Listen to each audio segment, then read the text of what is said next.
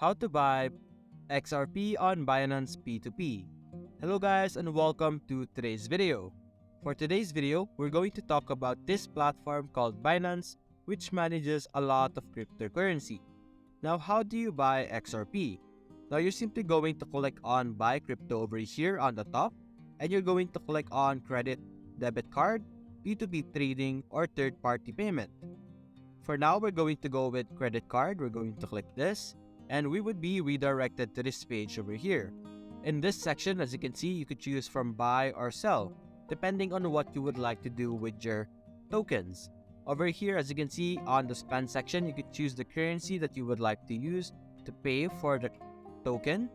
And as you can see, there's a lot of options over here. You're simply going to select a specific currency that you would like. And as you can see here on the receive section, you're going to select the token. You're going to click this, click on search, and search in XRP. As you can see here, we have XRP.